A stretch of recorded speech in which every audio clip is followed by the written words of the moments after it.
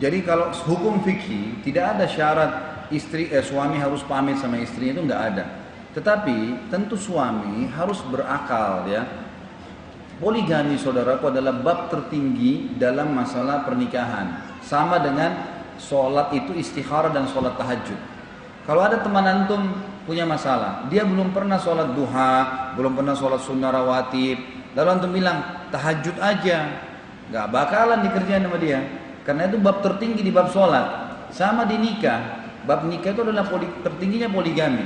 Setelah antum sukses dalam rumah tangga antum, itu akan sampai ke puncaknya nanti.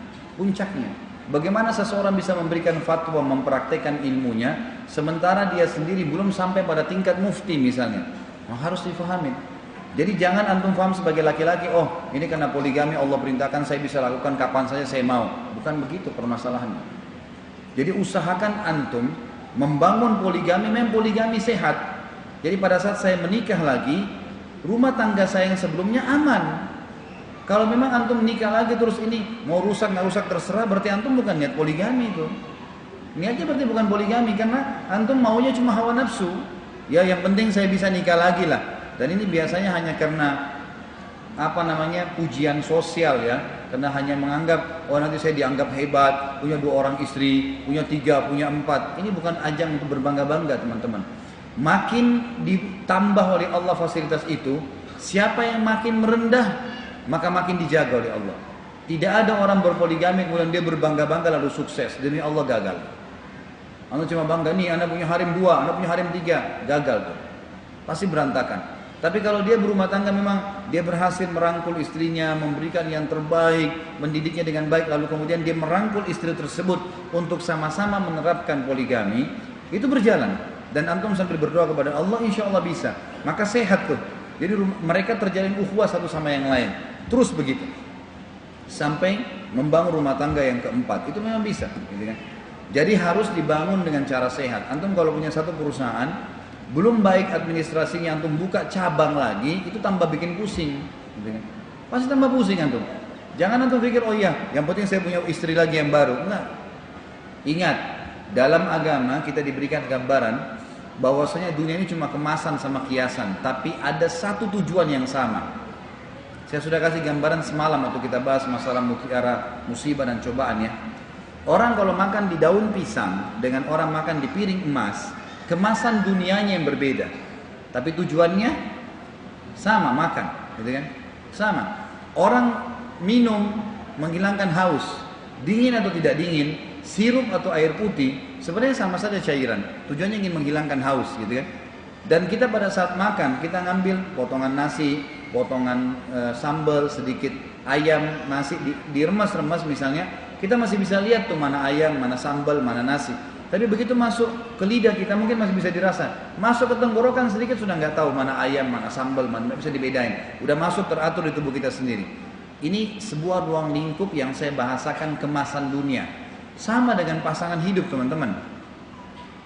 Kata Nabi SAW, siapapun di antara kalian yang terganggu syahwatnya pada saat dia melihat lawan jenisnya yang tidak halal bagi dia, kembalilah kepada pasangannya yang halal, karena dia, pasangan ini, memiliki apa yang dimiliki oleh orang itu. Maksudnya kemaluannya sama saja. Kemasan luarnya memang beda. Oh warna kulit, oh postur tubuh memang beda. Tapi sama saja ujung-ujungnya, gitu kan? Masalah kemaluan. Yang saya ingin katakan, saya bukan menghambat poligami. Saya praktisi, saya juga melakukannya. Tapi saya mengajak teman-teman untuk menjalankan poligami yang sehat. Karena saya temukan yang tidak sehat ini, yang buru-buru tadi. Yang penting asal punya status 2, 3 dan seterusnya, ini keliru. Atau karena hawa nafsu. Antum bukan poligami, kalau pas antum melangkah setelah itu terus pisah dengan istri yang sebelumnya. Itu jadi tidak sehat nantinya, gitu kan? Tapi kita bagaimana jalan, ini sama-sama. Dan bangun ukhuwah. Poligami yang sehat kalau istri sama istri itu sudah saling membangun ukhuwah, bertemu, membangun persaudaraan satu sama yang lain, saling merangkul. Nah ini yang baru dikatakan sehat teman-teman sekalian. Nah kalau ini antum jalankan, antum ajak rangkul istri, insya Allah akan bisa. Dan doa kita punya, tanamkan ilmu yang baik buat dia, kita akan langkahi. Kalau misalnya ada seorang istri meminta cerai karena suaminya mau poligami, ini boleh, dia punya hak untuk tidak menceraikan. Tapi jangan lupa ya, istri juga punya hak untuk mengajukan cerai, gitu kan? Dia punya, kalau dia tidak suka sama antum, jangan dipertahankan. Udah. Kalau memang istri antum tiba-tiba sudah saya tidak suka sama dia. Seperti tadi ada sahabiat yang melihat suaminya dia rasa tidak suka. Lalu Nabi dia bilang, ya Rasulullah, saya kalau setiap lihat dia saya jadi nggak suka. Saya nggak mau lagi layanin dia. Bolehkah saya minta cerai? Kata Nabi boleh, tapi kembalikan maharnya. Dia bilang saya kembalikan, maka dikembalikan. Di antum harus siap untuk itu ya. Jadi di sini jangan ada kebanggaan saja, jangan ada sifat otoritas yang mengatakan saya harus karena saya bisa. Itu bukan itu, tapi bagaimana merangkulnya. Dan kata kuncinya tentu orang kalau mau poligami, antum harus jadi perayu yang handal lah, gitu kan? Bagaimana caranya bisa merayu istri antum gitu? Kalau orang yang tegang nggak bisa poligami, teman-teman. Orang yang bersih tegang, suka emosional, jangan mimpi poligami, mustahil udah. Nggak bisa, karena dia akan hadapin dua perempuan. Dan inna kaidakunna azim.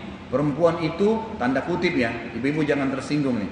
Saya bahasakan Allah mengatakan perempuan itu memiliki strategi perang yang hebat, gitu kan? Oh iya. Untuk nanti kalau sudah poligami ini untuk mencari cintanya suaminya dia bisa macam-macam dilakukan, gitu kan? Macam-macam dilakukan suaminya. Ini antum harus siap hadapin tuh. Ya siap nggak pusing? Ya harus. Poligami itu harus siap untuk tidur sedikit di malam hari. Siap nggak? Karena yang dibagi mabitnya loh, inapnya. Jadi kalau antum lagi di istri pertama dan dia aja antum ngobrol minta malam itu ditemanin tidur, temanin ngobrol, antum harus temanin tuh. Pagi kerja ya resikonya. Malam lagi besok istri kedua minta juga harus sama. Haknya dia mabit. Antum tidur di mobil di jalanan terserah, gitu kan? Tapi ini harus siap. Mabit haknya, gitu ya. Nafkah harus lebih luar biasa. Kalau kita biasa satu rumah tangga 5 juta, ini berarti 10 juta. Siap, harus bersiap. Jadi jangan bilang poligami, kalau antum poligami terus yang pertama rusak, itu bukan poligami. Itu ngacoin nanti, gitu kan? Jadi coba bangun poligami yang sehat. Saya sangat dukung, tapi terapkan sesuai dengan sunnah Nabi SAW, sehingga tidak salah. Dan itu nyaman sekali itu kalau berjalan sama. Mereka jalan sama-sama, mereka kemana-mana sama-sama, mereka saling telepon, saling memberikan hadiah. Itu satu hal yang sangat baik. Dan antum sendiri akan merasakan manfaatnya pada saat itu.